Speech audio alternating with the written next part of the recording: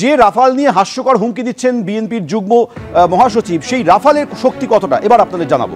ভারতীয় বায়ুসেনার হাতে আছে ফ্রান্সে তৈরি রাফাল যুদ্ধ বিমান, যার সর্বোচ্চ গতিবেগ ঘন্টায় 2130 কিলোমিটার। রাফালে রয়েছে দুটি ইঞ্জিন, ফলে দুর্ঘটনার সম্ভাবনা অনেক কম এবং জ্বালানিও কম লাগে। অনেক উঁচু থেকে আঘাত হানতে সক্ষম এই রাফাল। মাটির কাছাকাছি পৌঁছেও শত্রুঘাঁটি ধ্বংস করতে একইভাবে পারদর্শী এই যুদ্ধ বিমান। হামলার আগে প্রতিপক্ষের আকাশসীমায় ঢুকে শত্রুঘাঁটির ছবিও তুলে আনতে সক্ষম হয় রাফাল। এইসব বিশেষত্বের জন্য ফ্রান্সের দাসো সংস্থার তৈরি এই যুদ্ধ বিমানকে মাল্টিরোল ফাইটার জেট বলা হয়। ইরাক এবং সিরিয়ায় আইএস জঙ্গি ঘাঁটি ধ্বংস করতে এই রাফালকেই ব্যবহার করছে ফরাসি বায়ুসেনা।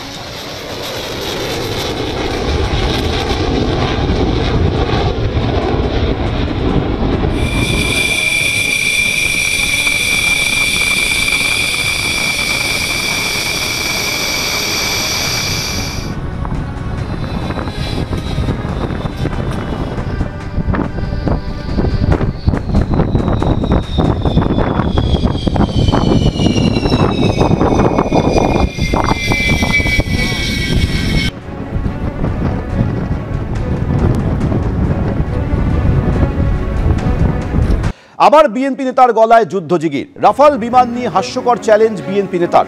একবার লুঙ্গি মালকোচা মারলে দিল্লি পর্যন্ত ধাওয়া হয়ে যাবে, হুঙ্কার বিএনপির যুগ্ম মহাসচিবের।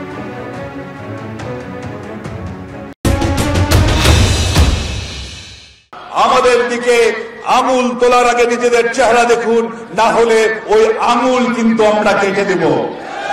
রাফায়েল বিমানের ভয় দেখায়। আরে ভাই, আছে কয়টা রাফায়েল বিমান? ওটার কাজ কি? বোমা বহন করা।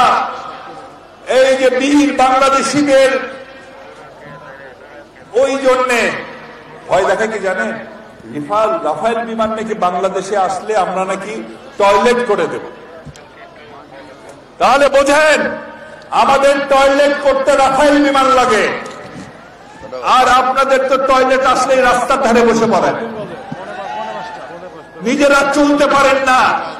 আপনাদের নায়িকারা শরীর সংক্ষিপ্ত কাপড় পরে সেটা প্রদর্শন করে যা টাকা কামাই তাই দিয়ে চলেন। মনে রাখবেন, আমরা যদি একবার লুঙ্গিটা মালকাছা মারি, কি লুঙ্গিটা যদি একবার মালকাছা মারি, দিল্লি পর্যন্ত খবর হয়ে যাবে। ঠিক আছে, ঠিক আছে ভাইরা। বিএনপির যুগ্ম মহাসচিব হঠাৎ করে রাফাল নিয়ে কেনই হাস্যকর হুমকি দিলেন? তাহলে কি শুভেন্দু অধিকারী রাফাল নিয়ে কিছুদিন আগে যে মন্তব্য করেছিলেন, হুঁশিয়ারি দিয়েছিলেন, তার প্রেক্ষিতেই তার আজকের এই হাস্যকর হুমকি? শুনবো শুভেন্দু অধিকারী কি বলেছিলেন।